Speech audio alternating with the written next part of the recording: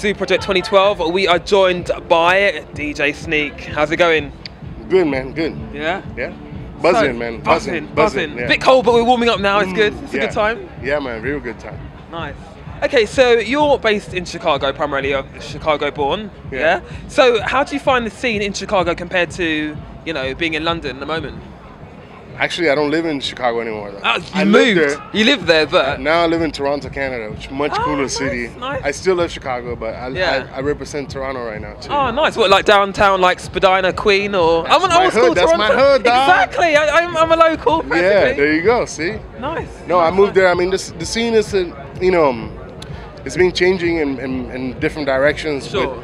With different sort of acts going out there claiming they're so-and-so and big Beatles and all that crap, you know what I'm saying? And like, then you have real people who still represent house music and represent dance music in general, you know, not necessarily house, you know what I'm saying? But like, they go and perform and do live stuff. And so there's kind of like a struggle between two things, like super commercial, corporate, or underground, and I'm representing more underground than ever. To summarize everything is like, if you listen to my set, that represents Chicago in a nutshell, because it's different directions in music, still keeping it funky and jacking and like creating emotions and things like that with the music, you know?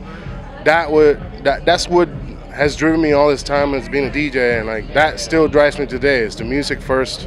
I don't care about the pop and all that crap. I really don't.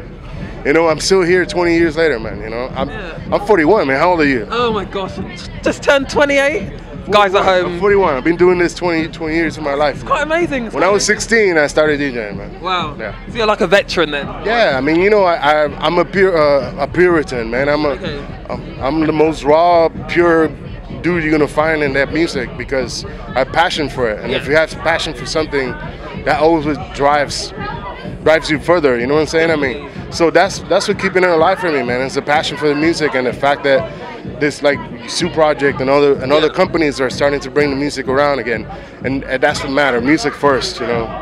So how did you get involved in Super Project itself? How did this come about for you? Man, I mean, it started as a hobby. First, I was recording tapes. Like, you guys have Radio 1 here. Back in 1989 when I was a kid.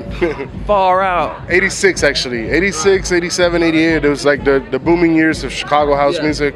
We had a few stations there and I was recording stuff. Eventually mixing tapes until I actually seen a DJ use decks and records. Once I put that together, it was like, I want to do that. And I was focused on doing that. So man, I mean, any chance I got to get on the decks, I got on the decks. And I practiced hours and hours, man. You don't get good because whatever. You get good for practice, you know what I'm saying? So I put a lot of years in the bedroom, I put a lot of years in the neighborhood, church, you know, schools, all that stuff. I did weddings for 6 years, you know, nobody knows that, right? You know? Yeah, man, I mean, I did the work. That's what it takes to be on a level, man. I played DC-10 for Circle Loco. I'm playing Coccyx Party at Space. This is coming up Tuesday.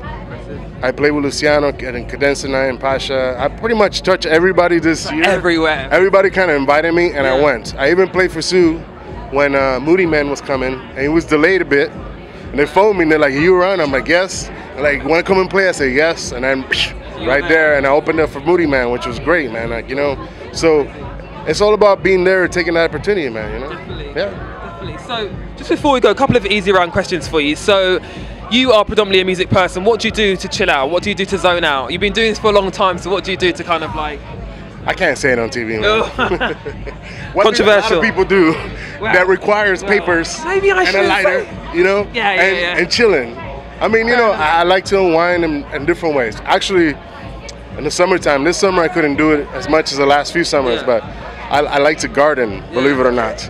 It's exclusive, guys. Exclusive. You know, garden, fixing my plants and taking care of them and picking fruits and shit that I grow, you know. I mean, that's really relaxing to me, and it keeps my mind away from the music for a bit, and I just focus on plants, you know. And I grew from seed and I grew into plant, and then they give products, you know what I'm saying? So that's really exciting.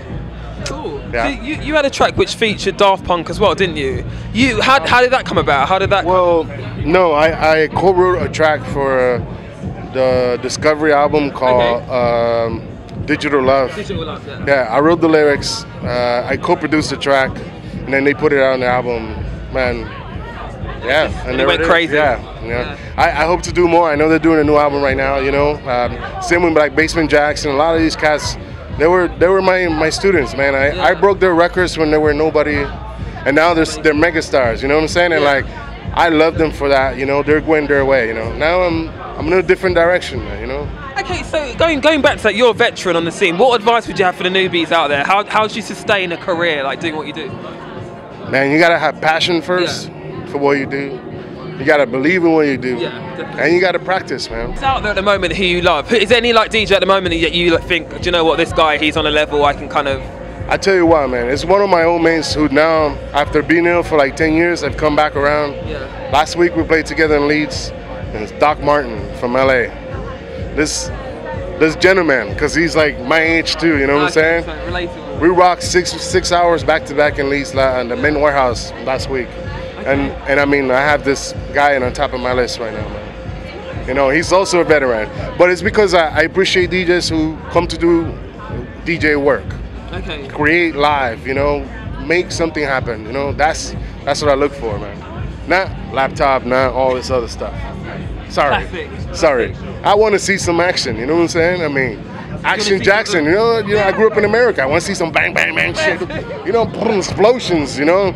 You want it to go crazy. You want it to go crazy. Well, you know, I mean, you could have all the lights and all the pyrotechnics, but damn, throw down on the decks too, because that's what we needed, you know. Okay, so just before we go, have you got any final words for the guys at home? Yeah, just be good and practice, man. All I can tell you is practice. You know? Thanks so much. That's it. Awesome. Cheers. Thanks a lot.